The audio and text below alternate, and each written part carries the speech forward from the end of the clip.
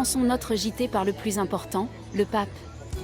Arrivé hier parmi une foule immense, la marée humaine était impressionnante aujourd'hui pour le chemin de croix.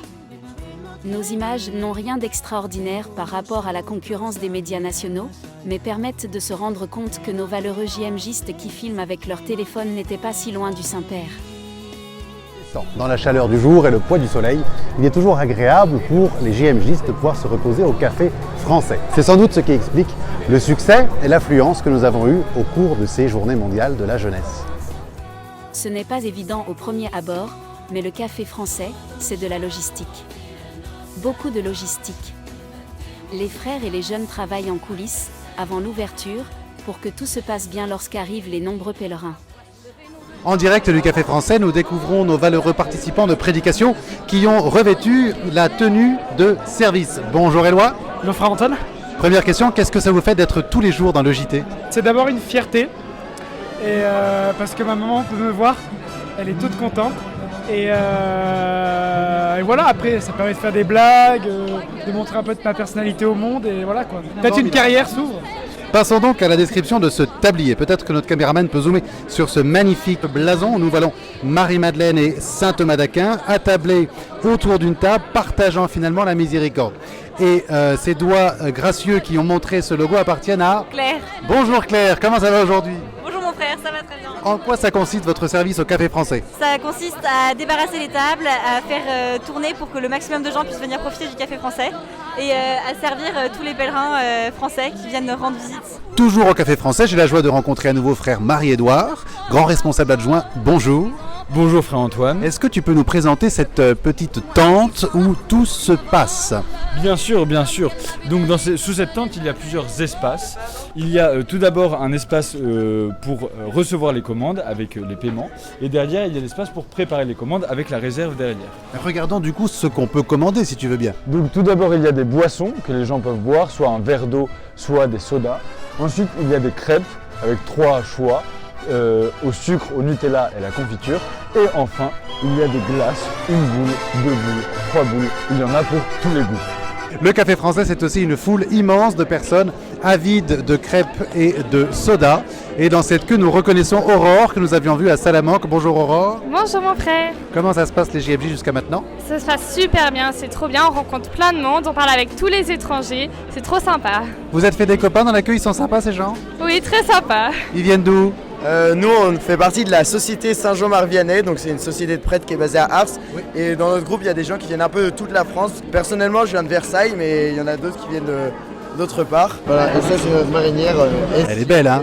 On peut zoomer sur le logo avec ce magnifique blason, la sainteté par les sommets. On reconnaît le Père Craplet dans toute sa splendeur. Exactement, et on sort justement d'une semaine dans les Pyrénées avant d'aller arriver à Lisbonne. On était 160 à trimballer notre tente, notre matériel. Et on a fait un sommet à 3 villes en toute sécurité. Pour poser la Vierge en haut. On est tous très fiers de vous.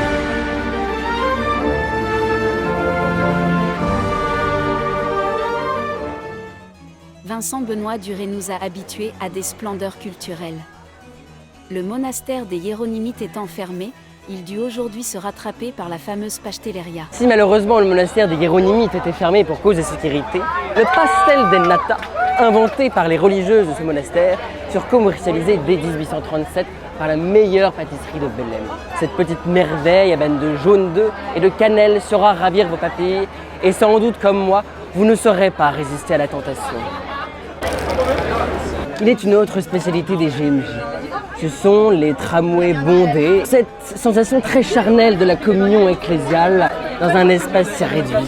Mais après tout, on y trouve quelques charmes.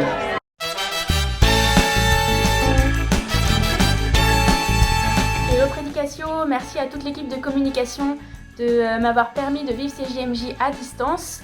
Mon sac est prêt, j'ai un vol ce soir pour Lisbonne pour rejoindre tous les jeunes autour du pape. Voilà, merci. Vive les Dominicains et vive Jésus! Merci beaucoup Marie pour ces réactions. Je vous rappelle que vous pouvez nous envoyer vos petits commentaires, vos petites prières, vos petits coucous à vos JMJistes. Et vous pouvez aussi, pour nous soutenir, partager sur les réseaux tout ce qu'on fait. Vous pouvez nous envoyer des vocations avec la newsletter qui est en dessous et vous pouvez nous envoyer des sous-sous. Merci!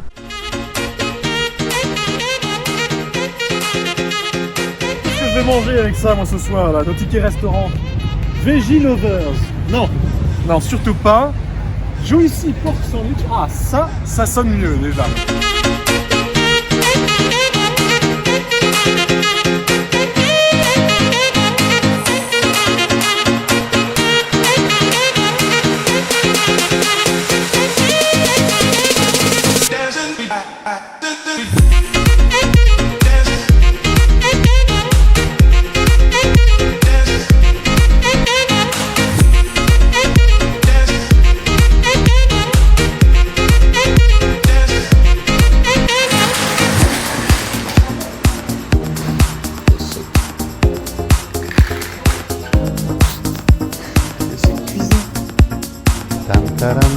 Attendez, il faut juste que je me souvienne.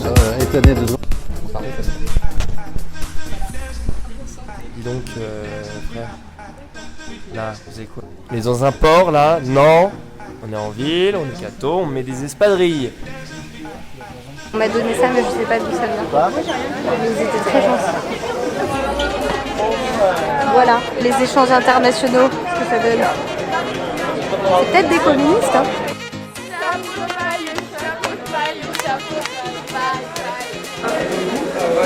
Vanille, chocolat, citron, fraise et caramel. Vous avez mis 2 filles à la porte? Hein? Ouais. Hein? Ouais. Hein? Ouais. Hein? Ouais.